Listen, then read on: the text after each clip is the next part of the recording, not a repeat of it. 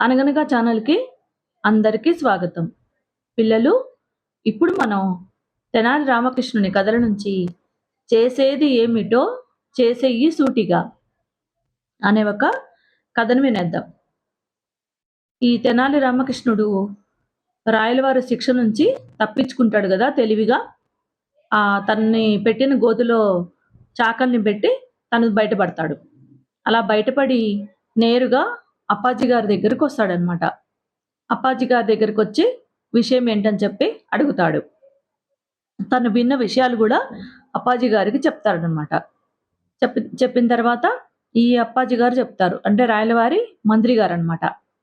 ఆయనేం చెప్తాడంటే, బహుమని సుల్తానులు విజయనగరం మీద దండెత్తి వస్తున్నారని, దానికి ఈ బాబర్ ఉంటాడు గదా! ఆ బాబర్ గారి గజ సైన్యం గూడా తోడైతుంది అని చెప్పి చెప్తాడనమాట.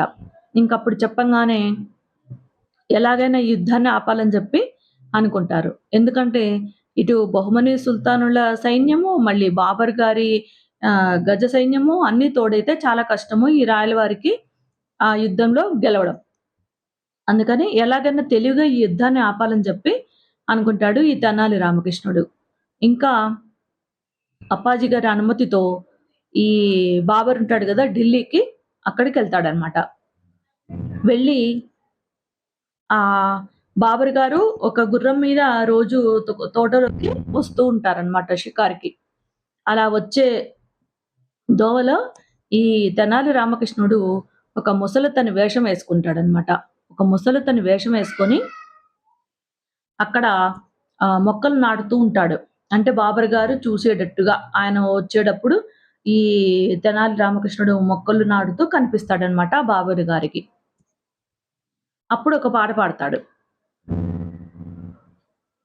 చేసేది ఏమిటో చేసెయ్యి సూటిగా, వేసెయ్యి పాగా ఈ కోటలో, ఎన్ని కష్టాలు రాని నష్టాలు రాని, నీ మాట దక్కించుకో బాబయ్య, బాబయ్య చేసేది ఏమిటో చేసెయ్యి సూటిగా, వేసెయ్యి పాగా ఈ కోటలో.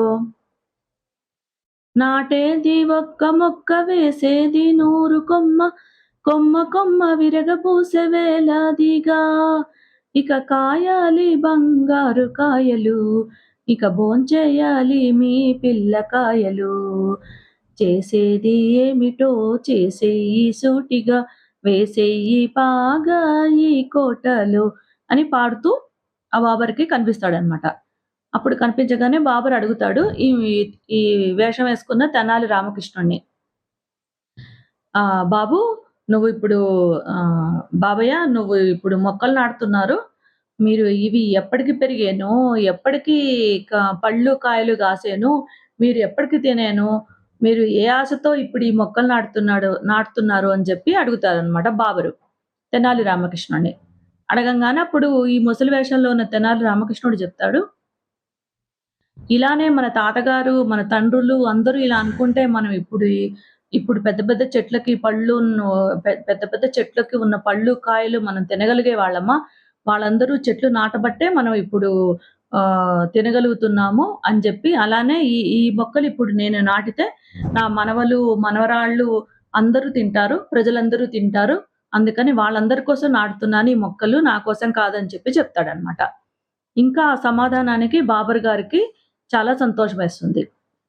ఇంకా ఆ సంతోషంలో కొన్ని బంగారు నాణాలు ఈ తెనాలి రామకృష్ణుడికి ఇస్తాడనమాట.